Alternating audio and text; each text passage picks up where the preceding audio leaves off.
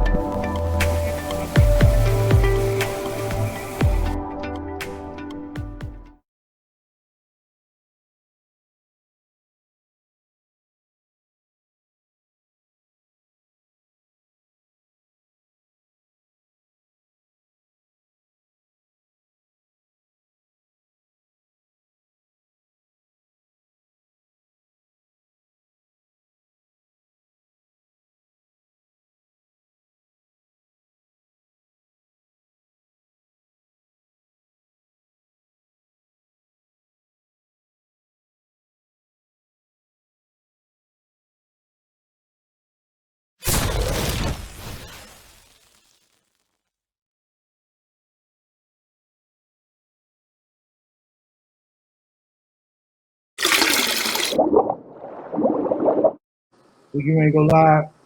What's up, boxing fans? It's your boy Rick Mohamed, Brawler Sports Media in the building. This is the Brawler Sports Boxing Show. I got my main man and my sidekick, G-Money, with me. And what a boxing weekend it was in Atlanta. I hope you all enjoyed it. I brought it right to your living room, your car, wherever the hell you was at. Y'all was with me. Straight up 100. And to my associates at 3kingsboxing.com, Studio 9, we in these streets. That's what y'all say, 2K Bo. We in these streets, baby. So, yeah, right now, my man Gavante Tank Davis from BMO, Baltimore, Maryland, DMV, stand up DMV, stand up BMO. Man, did he ever show his ass this past Saturday night versus Marcos Barrios. Hell of a performance. A lot of people doubted he could stand in there and take those long jabs and from Barrero's Giovanni. And man, he figured it out like a younger Floyd Money Mayweather would, and got inside to that body, and then he just started delivering shots. But he had to give to get, and that's where all the success came in. Evaluate for us what you saw in that fight, and maybe what you thought prior to going into the fight as well. Yeah, I mean, leading up to the fight, that's kind of how I thought it would play out. I thought it would be similar to the Leo Santa Cruz fight, as far as it being competitive. And Mario Barrios got a lot of people's respect, man, because he didn't lay down and he showed he could fight his ass off as well. But Tank, man, he's just one of those special talents. He's a special fighter. And he just broke him down, you know, like towards the later rounds. His power is crazy. He reminds me, he's like the lightweight Deontay Wilder. Crazy power. Yeah, that's a good analogy. I mean, but of course, Tank has great boxing skills as well. Yeah, his IQ, his boxing IQ, his skill sets and everything. But I see what you mean as far I'm just talking about his strength. He's like a little Deontay with strength, but he got a lot of skills too. And I see why they call him Tank, because he fires off these damn HE high explosive rounds. Yeah. Like you should have a tank. Yeah. And he just burst on you. And man. Marcos Barrios, no disrespect.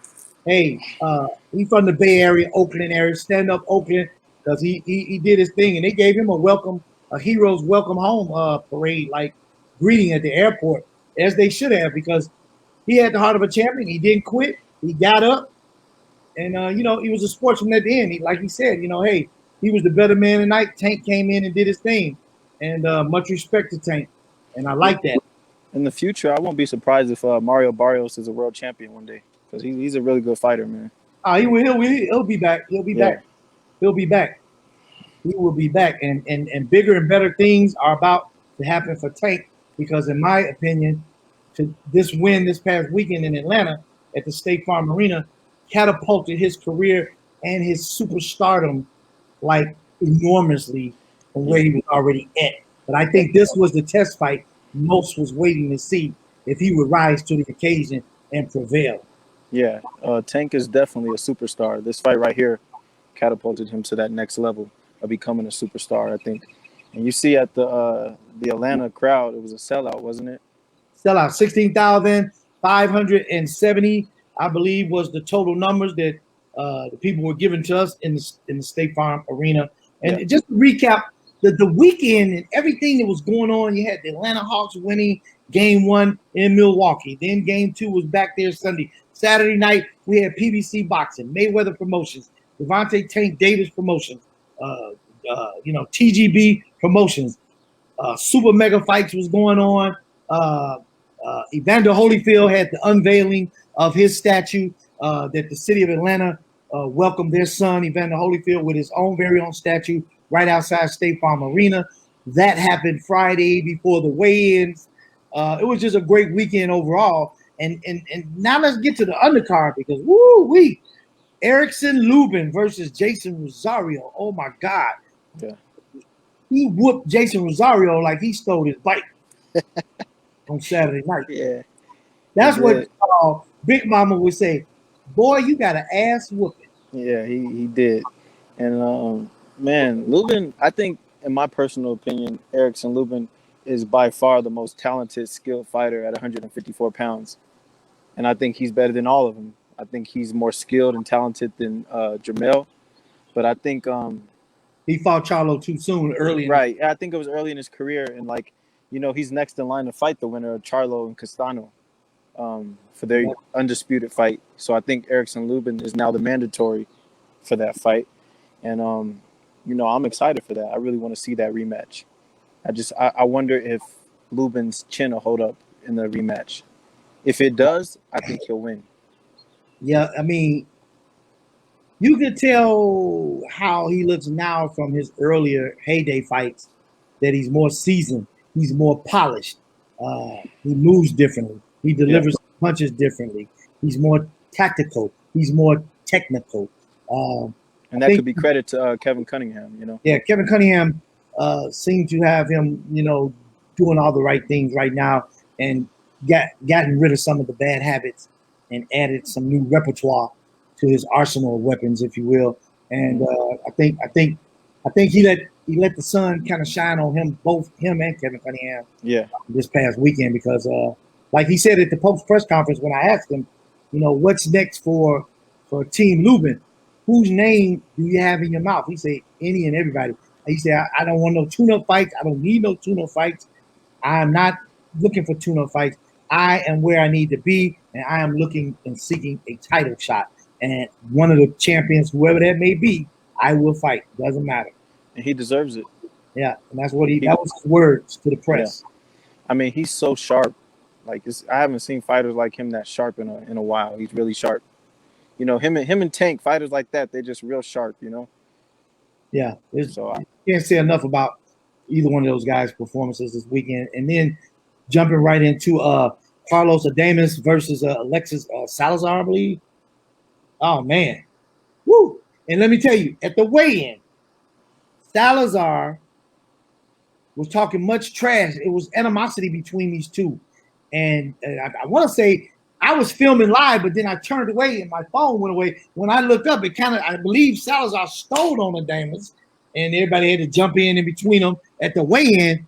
Oh, wow. They broke them up, and then they do their face off, and they split them up, and then Salazar was like, I will win.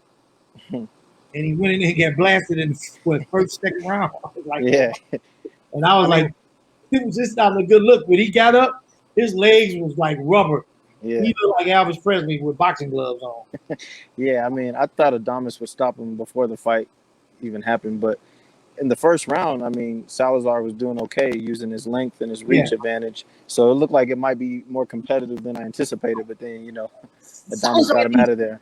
He needs some work. Somebody needs to work on him because he does a lot of dipping down forward, turning his back and spinning himself totally around where you're almost punching him in the back of his head. And he's doing it on purpose. So Adames was like holding him, like spinning with him like they was on a carousel. Just pop, turning with him, pop, pop, pop. I'm like, what the hell is Salazar doing? You're coming and leaning into these punches. Yeah, he was leaving himself exposed too.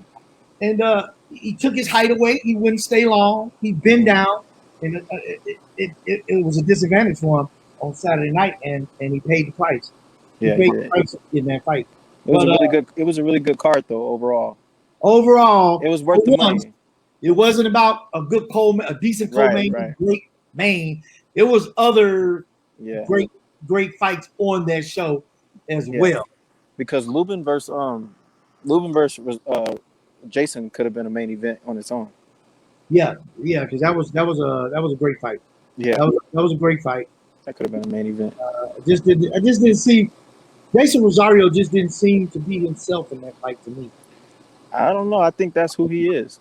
And he's Now, got some issues with something's going on with his body because every time he gets dropped and stopped, it's a body shot. no, that's what I'm saying. I think that's who he is. I think he can't take it to the body whatsoever. So I think, he's a good fighter offensively.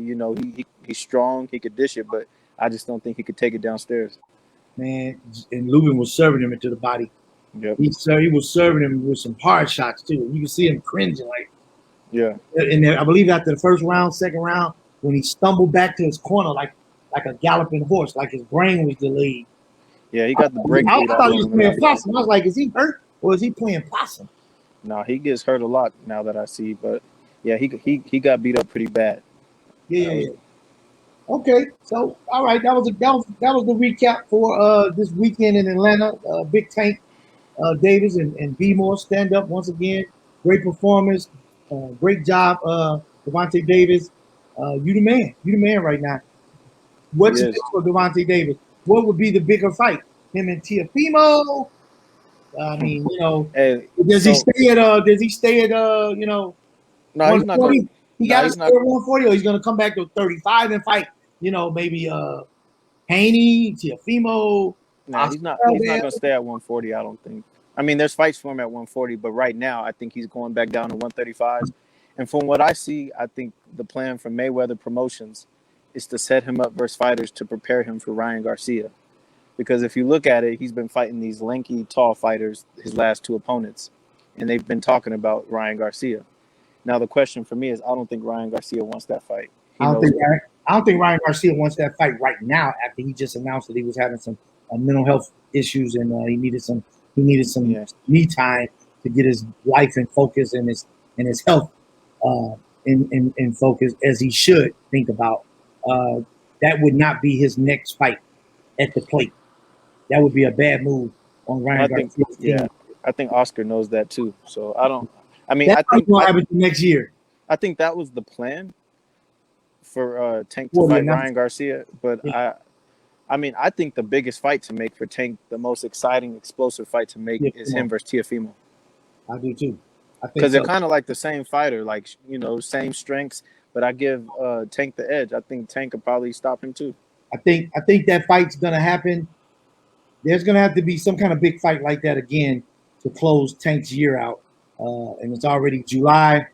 I'd say probably by October, but before the Thanksgiving, Christmas holidays, we're gonna see Tank close out the year with that super fight with Teofimo. Unfortunately, I don't think we'll ever see that fight. I don't think so. I don't even know if Floyd would want to give him that fight right now this year. I just think with the politics of Teofimo re-signing to Top Rank recently in the past couple of weeks, I don't think we'll ever see that fight. Yeah, well, unfortunately, because that would be, I would pay any money to see that fight. That would be one of the best fights you could see in boxing right now. Two explosive fighters, you know what you're going to get. It's going to be action-packed, high strength, a lot of power, a lot of skills. One of the fights that the fans want to see. So yeah, it's all about delivering to the fans. So these handlers and the network's going to have to get on the same page. The managers and the promoters got to get on the same page. And somebody's an ESPN fighter, but you fight on Fox and Showtime with PBC. Who gives a damn about all that? Y'all figure it out. Yeah. Make it happen. Yeah. That would be my words to all of them. Make it happen. I agree. Boxing is on the road. Let's not stop. Ain't no stopping us now. Let's keep it rolling.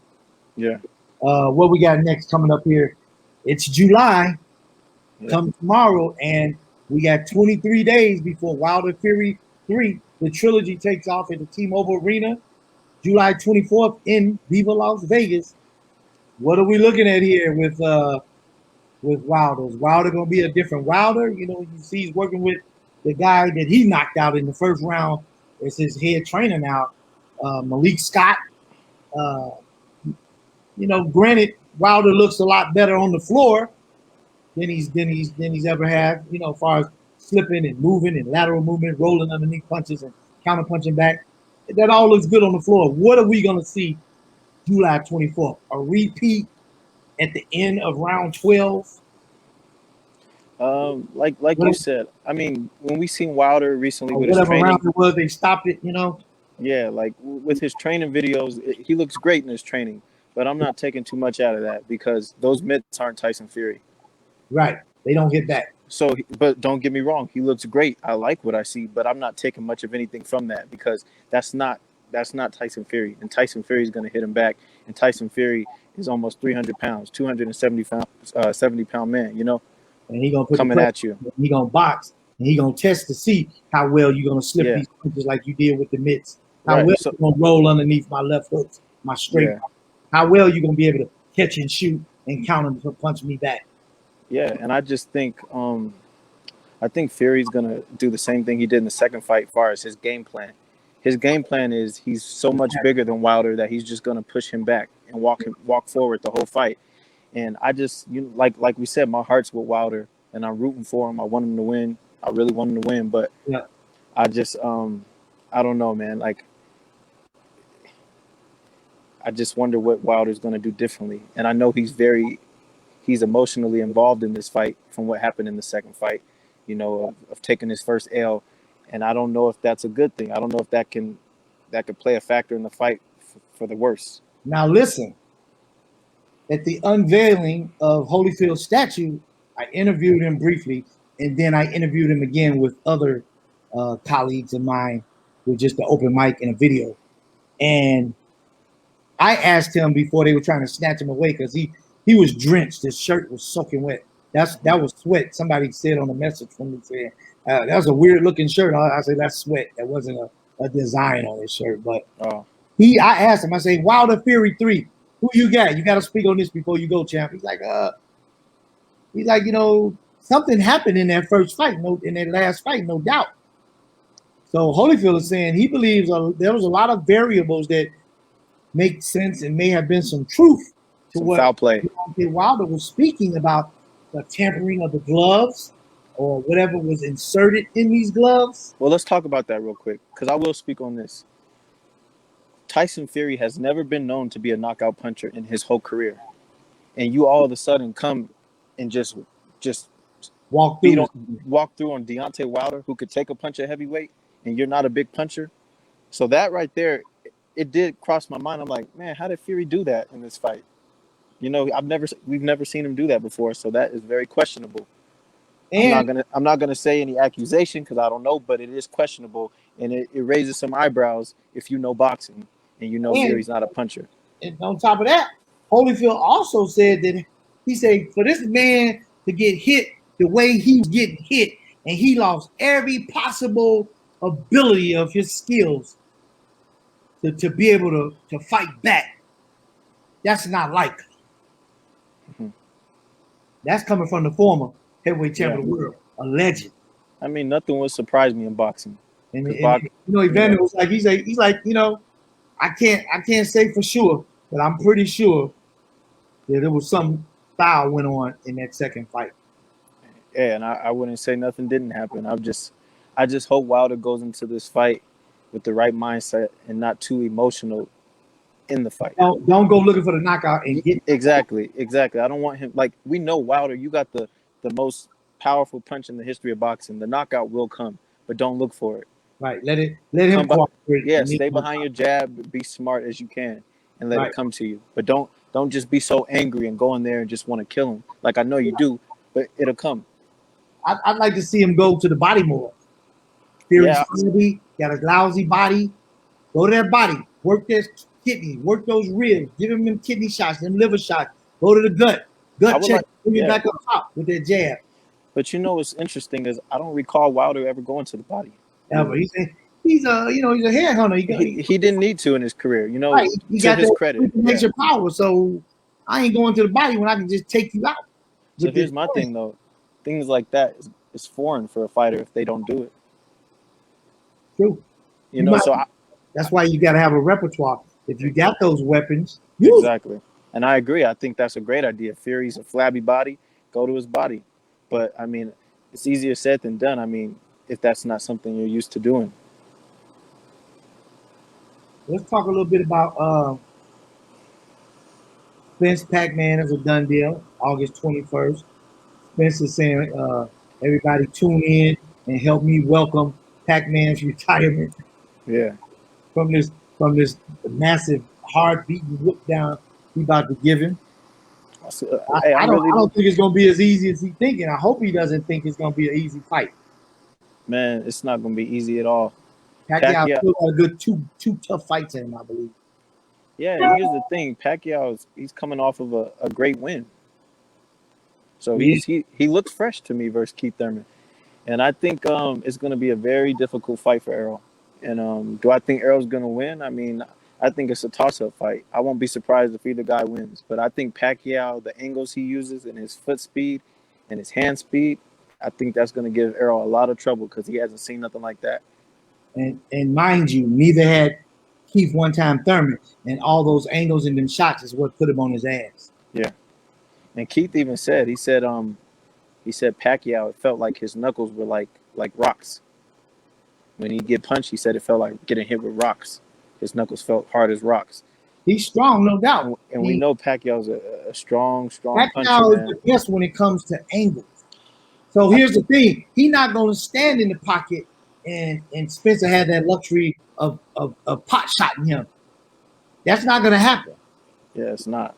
He's not a stationary target. How to take the ring from Pacquiao and get him to engage with you in close quarters? Because other than that, Pacquiao is phenomenal for utilizing every inch of that ring. Yeah, but one thing I will say though is like both fighters can get knocked out in this fight, and that's what makes it so intriguing to me. But Pacquiao likes to jump in a lot, and Errol is a sharp shooter. And Pacquiao learned that lesson when he jumped in against Marquez. But you know what? He really didn't learn that lesson though, because in every fight, that's the way he fights. That's his style. Yeah, that in and out. So I think that's dangerous versus a guy like Errol, being that he's physically stronger and Errol is a sharp shooter. Straight left hand beat. Yeah. Put on the button and you'll be sleep again on television. Yeah, so he better be careful doing that with Errol. We're gonna take a quick break right now and let Pacquiao do a little, what can happen. I think Pacquiao knows this. Well, look, like they say, Pacquiao is not going to take a fight at this stage in his career that he doesn't believe he'll win. And if he doesn't see something. Right, so he definitely feels he'll beat Errol, and he sees something. And I think what he sees is he probably sees that Errol is flat-footed. And his defense and his defense flaws. And he has a lot of flaws in his defense. Sean Porter, Showtime Sean Porter showed a couple of flaws in his defense in that fight. Yeah. So I think Pacquiao probably had an eyebrow raised up and said, "Huh." Yeah. Yeah. So all Pacquiao, he had to do was this, and this. He could have stopped. Yeah, he thinks he could win this fight, and I'm looking forward to that. Wilder, Fury, Pacquiao, Spence. Those are the two fights of the summer and of the year to be seen so far. Wait, you see where does this leave my man Bud? Bud them fell off into this crack. All these big fights are coming up, and Bud's not even in the equation. And and then Spence made a comment about that, saying, "Hey, I know all you Bud fans ain't gonna bat a fight. That's fine, but y'all thinking y'all gonna stop this fight and limit us to like 300,000 homes." And he's like, "Nope. Maybe one day your guy can put up some numbers like we about to do, because this fight is gonna be massive, huge pay-per-view, record-setting numbers." Yeah. I rock with Bud, and like I said, I've always said it. Bud's been my favorite fighter for a long time. Since he came out. Yeah, since he came out. But it's not looking good for him in the comparison of him and Spence at this point in time now. Ever. Because to Spence's credit, I mean, he's fighting everybody now. He's getting all the big fights at welterweight, while Bud is still fighting the fights that, the fans don't really want to see him in. And like you said, where does that leave him at now? I heard a rumor, I don't know if it's true, and I hope it's not true, that he was going to be fighting Jose Cepeda in October. And I believe I read that as well. And I believe he's a 140-pounder, and he'll be coming up. And, I mean, if that fight happens, that's just, I hate to say it, but it's a really bad look on Bud. So, I mean, I don't know where he goes at this point. I feel like the only fights for him to make now that Spence is fighting Pacquiao, if it's not Sean Porter, Keith Thurman, Jaron Ennis, which like I said, that fight's not going to happen with Right. Jaron Ennis. But if it's not Keith Thurman or Sean Porter for Bud, I mean, we don't want to see him fight really nobody else. I know. I guess I guess the names came up for Thurman to fight Jaron Ennis, or who was the other person, and he was like, "I'm not interested if it's not a title," and it makes sense. He's a former world champ. He wants his strap back. Fighting Ennis doesn't do anything for him. Who, Keith? Yeah, he was the world. Yeah. Like, I don't need to fight him. I'm a champion, and I already was a champion. Damn these fights that don't have any, they're irrelevant to me. Well, yeah, like Keith Thurman at this point in his career, I don't see Keith fighting as far as a big fight. He has Danny Garcia rematch, Sean Porter rematch, and then he could fight Spence, but Spence said he's not going to fight Keith, and then Keith could fight Bud. So Keith has a lot of options to fight different people, you know. But that comes with being with PBC and Al Heyman, and that sucks for Bud because he's with Top Rank, and they don't have none of the top welterweights. They don't have no welterweights. Shit. Yeah, they don't. Yeah, they only have Bud. And it's like, you know, and with Arum, I don't know if it's an ego thing with Arum or the fact that, you know, hey, I'm not negotiating and doing this and that. I got a set ceiling. My budget is what I pay my guys, and that's it. I'm not about to break the bank and give Bud all this money. But on the other hand, Al Heyman to pay his guy, be like, shit, my guy can get $10 million for this fight easy. But Bob did with Teofimo, he only gives him like $1.2 million, but Triller offers him $4 million to fight Kambosos. What I don't like, though, from what I see, is Bob has his favorites because he doesn't treat Lomachenko like he treats Bud. Lomachenko is his darling. He loves Lomachenko. And Floyd spoke on this a lot too. You know, and that's why Floyd bounced and paid him his $750,000, broke that contract up, paid him all his money to get out of it, and decided not to use a promoter and self-promote himself. And that's what he did. And look where he went. $1 billion baby. I don't know if this is true or not, but I hear that Bud's contract with Top Rank expires in October. I don't know if there's any truth to that. But I hope he does, man, because if he doesn't walk away, then we can't defend, all of us Bud fans, we can't defend him no more if he stays with Top Rank. I was talking to that young kid, Jaleel Hackett, at the post-press conference as well. He had his pro debut on the Floyd Mayweather undercard. He had the first round knockout. He's up and coming, very talented kid. I think he's getting ready to come out again on a couple of months on another show. So he spoke real confident. We also interviewed what's the kid's name? Arias, who beat Jared Hurd, and he was like, you know, everybody's trying to discredit his win, saying that Jared Hurd wasn't Jared Hurd mentally because he had just lost his dad, which is true. It does take a big mental toll to have lost a loved one, especially a parent, right before you fight, and then you decide to take that fight anyway. So you're not going to be 100% yourself, but I understand exactly what Arias was saying. Flip the script. If the shoe was on the other foot, what would the conversations be like for me? You know? So I mean, you can't take no credit away from Luis Arias. And he said, you know, Jared stunned him a couple of times, but he never hurt him, and that to him it wasn't a hard fight. I don't believe that, but he did a good job in that fight because it was a hard fight. Because I seen Jared caught him with a couple of hard right hands. Yeah, he was hurt a few times in that fight, and it was a tough fight. But you know, Arias fought the fight of his life, and congratulations to him. Right, he did a good job. That was a good check mark on his resume, bro. Yeah, fighting the former junior welterweight champion of the world, you know, Swift Jared Hurd. So anything else? What else we got coming up? Did we miss anything? I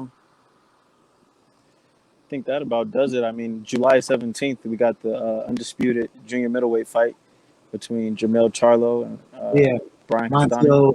Yeah, and that's gonna be a competitive fight. I think Jermell's gonna be in a really tough fight. Might be in the fight of his life. Who was that just fought this past weekend too? I'm just getting back in town, so guys, forgive me if I don't have all my ducks. We forgot the Lomachenko. The first round knockout What's his name? Start with an M or something. Forgot. First round knockout. Yeah, that was a hell of a fight. Top Rank had some good guys on their show as well this past weekend on the Lomachenko undercard. Yeah. Lomachenko, he looked good in his return versus Nakatani. So I guess we can expect the Let's rematch with him talk and about Teofimo. that real quick. Yeah, I mean Lomachenko, he looked good, man. Nakatani is a fighter who was giving everybody trouble. You know, he gave Teofimo a tough fight. He beat Felix Verdejo his last fight, stopped him, and Lomachenko went in there and destroyed him. So he looked like he was back, and it sets up a great rematch. I'm looking forward to it versus Teofimo, and I think that's a 50-50 fight because in the Teofimo Lomachenko fight, in the second half of the fight, when Lomo started throwing punches. He was doing his thing. So I think if he starts early, it's a 50-50 fight in the rematch. Okay. So yeah, that about covers everything for up and coming fights. Now we got Baby B Hop. Oh, Chris Oh, Colbert fights this Chris Saturday. Colbert's he's fighting Yambeya. I think Yeah, that's how you Tug, pronounce it. King Tug. That's his nickname. Yeah, so Tough, they got tough that. fighter. King Tug's moving up from 126. So, I expect primetime Chris to shine. He's another future of the sport. Very great, talented fighter. And that And they co-main event gonna be good. What is it? Rivera takes on John Fernandez in the co-main event on that Colbert card. okay. Up and coming lightweight contenders. Uh huh. That's going to be a Dignity Health Sports Park in Carson, California. Oh, okay. That's another PBC show. Yeah, I'm looking forward to seeing Chris Colbert fight. I like him. He's a good fighter. Now I want to say I just saw something that says Conlon is getting ready to fight again. I don't know about that. Okay. Anything else? What else we listen? Yeah, Michael Conlon. He's fighting former world champion T.J. Doheny. That's in Belfast. Oh, So okay. Hall's Park. That's live on ESPN. So that's one of those Ireland fights because he's Yeah. Irish. So that's going to be big for them over there. He's fighting at home. Mhm. Yeah. So yeah, Top Rank still doing their thing, and PBC is still doing their thing, and we got Triller doing their thing, and the Teofimo fight was postponed to what I think 14th of August. So we'll get that right before Spence and Pac Man. So that'll Yeah. start us off for the month of August, back to back action packed boxing. So anything else you want to add, GMoney? No, that's about it. I think we wrapped up all the big upcoming fights, and you know, just stay tuned. All right, boxing fans. That's it for us. This is the Brawler Sports Media boxing show. This is Brawler Sports Media. I'm Rick Mohamed. That's my main man, G Money. Hey, remember, we still in a pandemic. You got vaccinated or not, doesn't matter. I was wearing my mask all weekend in Atlanta. The mandate for masks are still in effect. I wear mine anyway. Wear your mask, continue to social distance in gatherings of big, large group of people. Keep your hands clean. Stay safe so we can all stay alive. And breaking news before we go. Bill Cosby has been set free by the Supreme Court effective today immediately. And that's it for now. Until next time, y'all already know what I'm going to do. Let's go, champ.